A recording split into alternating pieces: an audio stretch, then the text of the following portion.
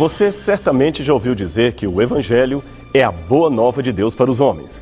De fato, a palavra evangelho vem do grego euangelion, que quer dizer exatamente isto, uma boa notícia. O que pouca gente sabe, porém, é que a palavra evangelho, embora seja hoje conectada à teologia cristã, pertence a um ambiente técnico bem anterior ao cristianismo. Ela já era usada em Roma para descrever tecnicamente a descrição exata de uma boa notícia. Esta antiga inscrição, encontrada em Priene, por exemplo, e datada do ano 9 a.C., descrevia o nascimento de Augusto como sendo a grande boa nova da humanidade. Evangelho, portanto, tem a ver com uma história real, não fictícia. E foi talvez por isto que os escritores bíblicos resolveram chamar de Evangelho a narrativa que escreveram acerca de Cristo. Contudo, são muitas as pessoas que dizem não confiar na história dos evangelhos bíblicos. Eles não acreditam naquela história por ser inusitada demais. Tudo parece fantasioso para ser verdade. Um homem que cura as pessoas, anda sobre as águas e ainda se proclama o Filho de Deus. Tudo parece bom demais para ser verdadeiro. Mas seria correta esta conclusão? Ou teríamos na história secular indícios de que aquilo realmente aconteceu? Afinal de contas, Jesus Cristo foi um mito ou uma realidade? Como todos sabem, os evangelhos descrevem a vida e obras de Jesus de Nazaré. Falam do seu amor, dos seus ensinos, do seu poder de cura e de perdão. Por fim, descrevem em detalhes a sua morte expiatória na cruz do Calvário, ato que nos possibilita herdar a vida eterna e, finalmente, anunciam seu triunfo ao ressuscitar dentre os mortos e sua promessa de um dia voltar à Terra para executar o juízo final sobre a humanidade. Seria isto um mero mito? Jesus de Nazaré, segundo creem a maioria dos cristãos, foi, de fato, o único homem que, em sã consciência, arvorou ser o Filho unigênito de Deus, o que, segundo a mais antiga tradição bíblica, o torna essencialmente divino. Essa doutrina, apesar de um ou outro desafio interno ou externo, foi pregada com veemência pelos primeiros apóstolos e sobreviveu bem através dos séculos nos credos cristãos que foram promovidos desde Niceia, em 325 d.C., até o final da Idade Moderna, quando os novos tempos trouxeram novos questionamentos nunca dantes imaginados. É que a partir do século XVIII, as igrejas reformadas da Alemanha começaram a passar por um período de forte sobrevalorização do racionalismo em detrimento à fé. Este foi o chamado Iluminismo alemão, que moldou tremendamente o pensamento de teólogos e racionalistas acerca da pessoa de Jesus Cristo.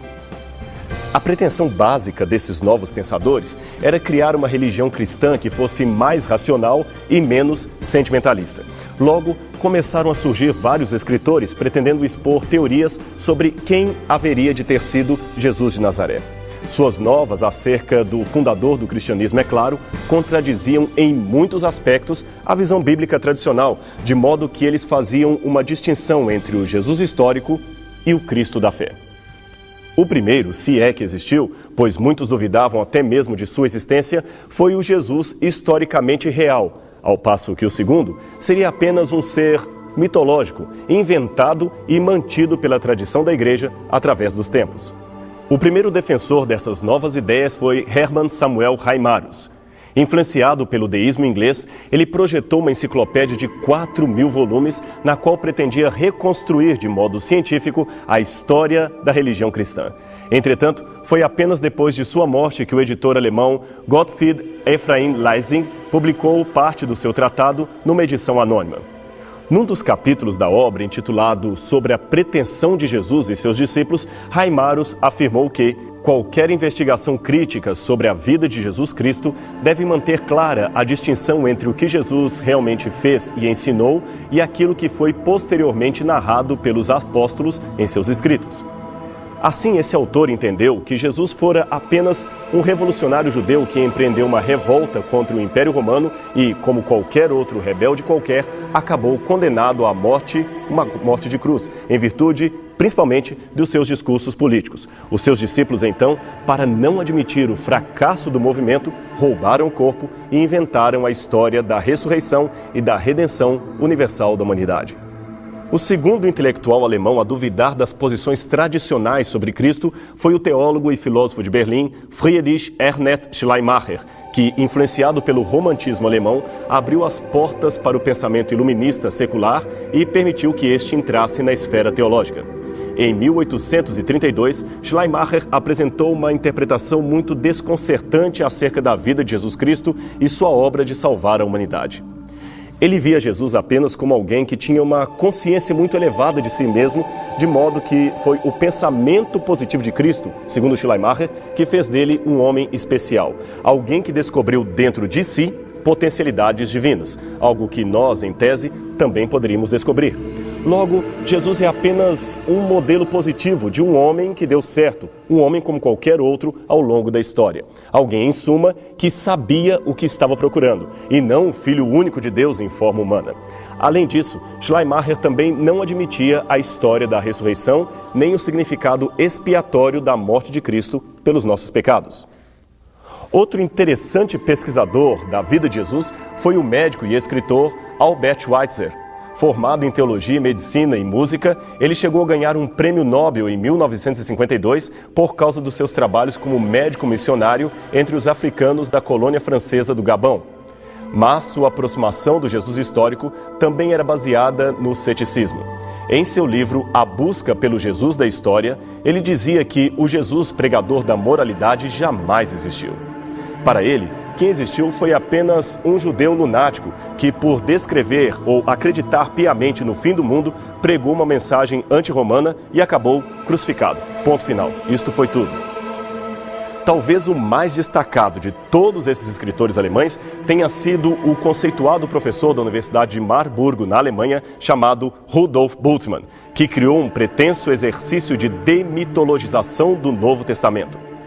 Bultmann até acreditava que Jesus poderia ter existido, mas não cria que teríamos condições de saber alguma coisa acerca de sua história real, pois esta estaria completamente perdida e os evangelhos não seriam historicamente confiáveis, pois não passavam de teologias expressas em forma de episódios que nunca aconteceram. A ressurreição, por exemplo, era apenas uma maneira simbólica de dizer que a morte do fundador do cristianismo não foi em vão, que ele continuava existindo de forma espiritual, como se o corpo de Jesus estivesse vivo através da pregação apostólica.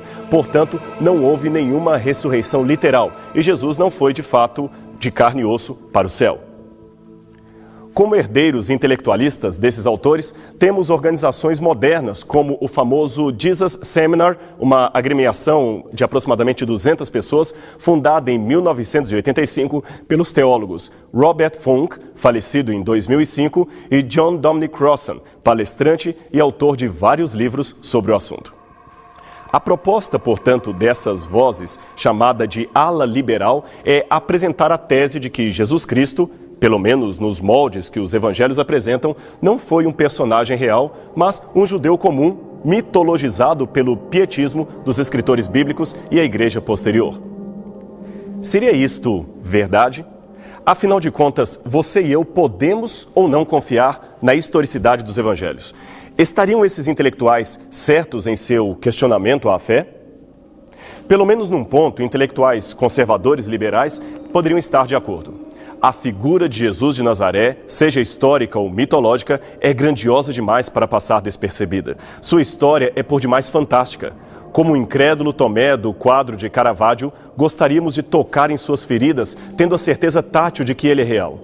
Apenas a existência da ideia de um Cristo Salvador da humanidade, que convida todos para irem até ele e serem libertos, já é o suficiente para exigir um posicionamento do discipulado ou da oposição, do amor ou do ódio.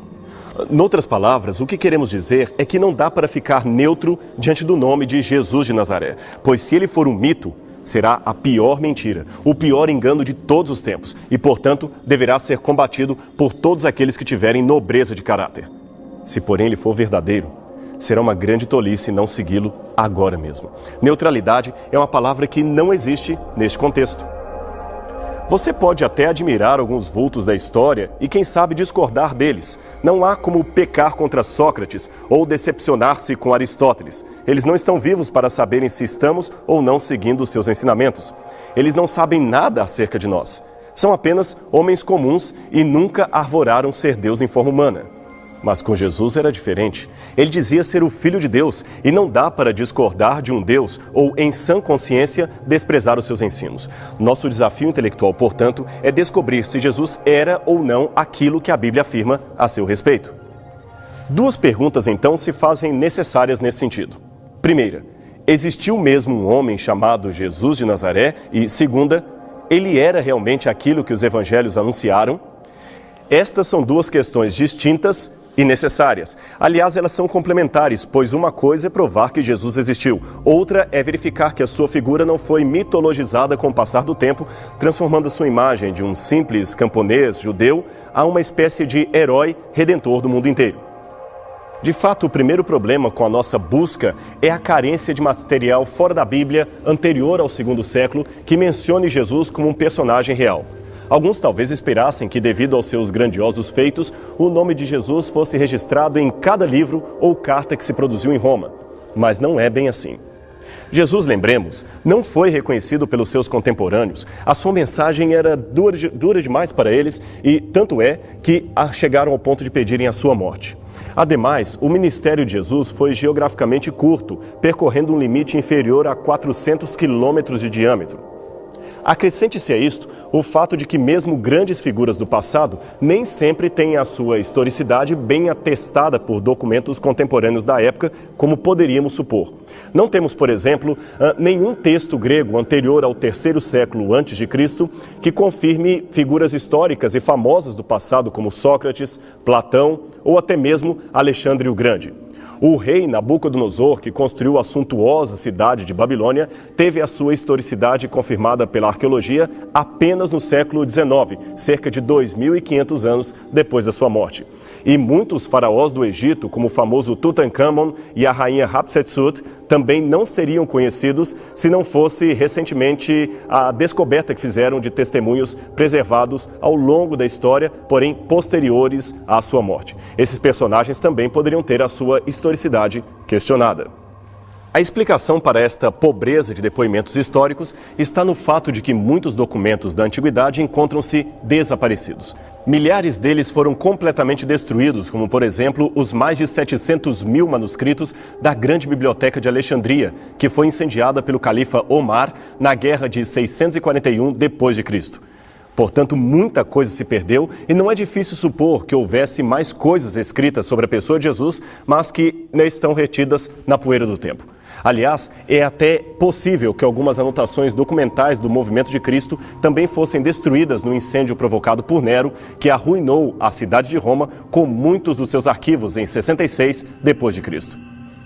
Mas apesar do esperado pequeno número de documentos, existe algum texto antigo, fora da Bíblia, que ateste a autenticidade histórica de Jesus Cristo? Sim, e o mais antigo deles foi escrito pelo historiador judeu Flávio Josefo, que por muitos anos trabalhou como escrivão acompanhante das milícias romanas de Tito e Vespasiano.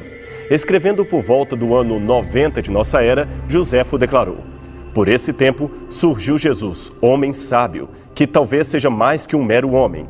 Era capaz de realizar coisas extraordinárias. Ele arrastou após si muitos judeus e muitos gregos. Era considerado o Messias. Embora Pilatos, por acusações de nossos chefes, o condenasse à cruz, aqueles que o tinham amado desde o princípio não cessariam de proclamar que, passando o terceiro dia, apareceu-lhes novamente vivo. Os profetas de Deus tinham respeito por ele. Ademais, até o presente, a estirpe dos cristãos, assim chamada por referência a ele, não cessou de existir."